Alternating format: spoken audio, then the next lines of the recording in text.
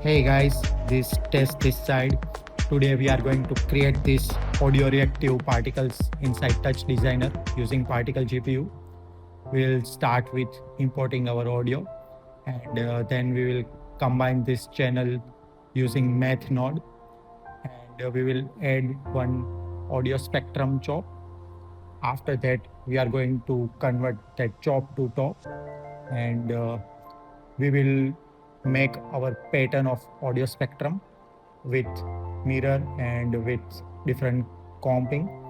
After that we will add particle GPU, and we will create our render network.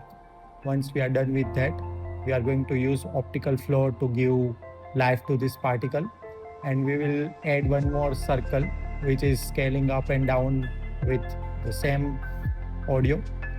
Now we will create one ramp node which we are going to convert into chop, and we will map it over particle velocity.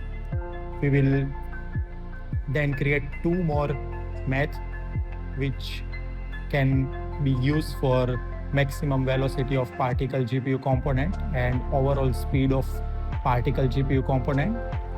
After tweaking a little bit and adding post effects over it, we are good to go. So yeah, this is fairly simple thing, but since this was long due, I think I should make a tutorial for the same.